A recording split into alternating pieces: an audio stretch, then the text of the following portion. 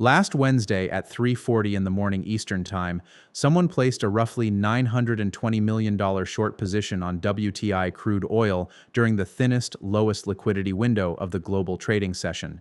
70 minutes later, Axios published an exclusive that the United States and Iran were nearing a 14-point peace framework to end their two-month war.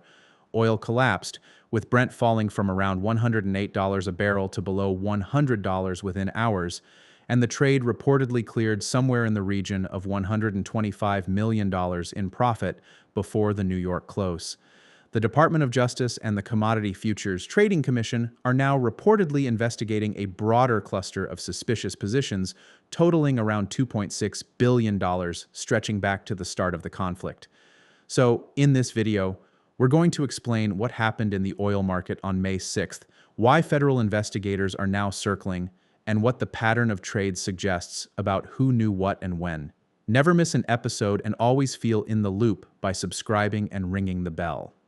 First, for context, the war between the US-Israel coalition and Iran began on February 28th, and from the outset, it effectively shut the Strait of Hormuz, a waterway that normally carries roughly 20% of the world's oil and gas.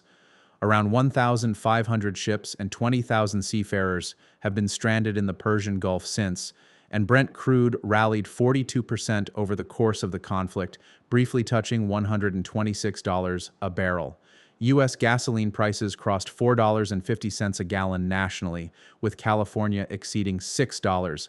Against this backdrop, even the smallest hint of de-escalation from Washington has been enough to move the oil market by several dollars in minutes.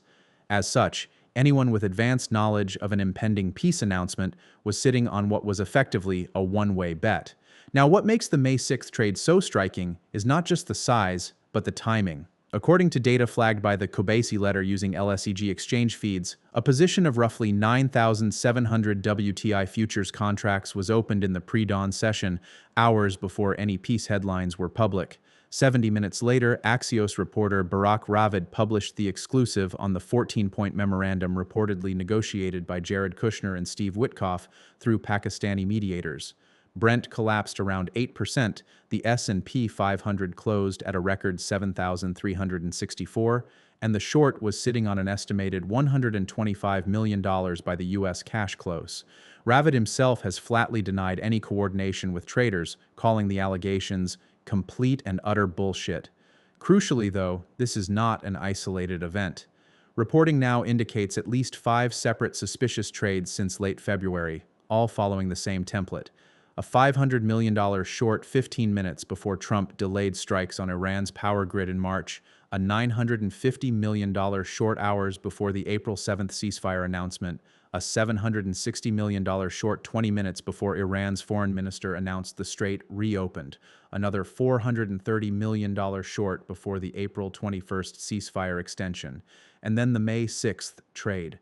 Together, these positions account for over $2.6 billion in notional value, and Senators Elizabeth Warren and Sheldon Whitehouse, alongside Representative Richie Torres, have all formally requested CFTC and SEC investigations, with Torres calling it a fundamental breach of the public's trust.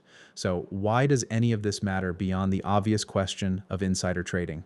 Well, there are a few reasons. First, the White House itself issued an internal memo on March 24th warning staff against using confidential information for futures or prediction market bets, which suggests the administration was aware of the leak risk well before the April and May trades took place. Second, the universe of people with advanced knowledge of these announcements is extremely narrow, essentially limited to senior White House and NSC staff, intelligence officials briefed on negotiations, and select Pakistani intermediaries. And third, Iranian officials are now openly accusing Washington of weaponizing media leaks against the oil market, with Parliament Speaker Mohammad Ghalibaf labeling the Axios report Operation Fauxios and Operation Trust Me Bro. That said, it's worth steel-manning the counter-argument.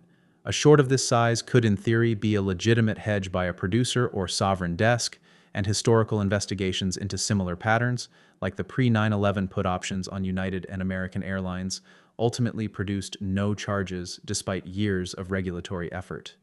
Nevertheless, the pattern in 2026 spans at least 5 separate events rather than one, Exchange data is now publicly auditable within hours rather than reconstructed years later, and congressional pressure is bipartisan rather than partisan. As such, the statistical case for coincidence looks pretty thin. Looking ahead, the reported peace deal has not actually been signed, and Iranian officials have already called it more a list of American wishes than a reality. On May 7th, Iran announced the creation of a so-called Persian Gulf Strait Authority to control and tax vessels transiting the waterway on its own terms, which is rather difficult to square with a finalized agreement. Whether the DOJ and CFTC investigations actually result in charges remains to be seen, and history would suggest the odds aren't especially high. But with the S&P 500 at all-time highs on a deal that hasn't been signed, around 1,500 ships still stranded in the Gulf, and the underlying fundamentals of the conflict largely unchanged, the gap between the narrative driving markets and the situation on the ground looks about as wide as it's been at any point during this war.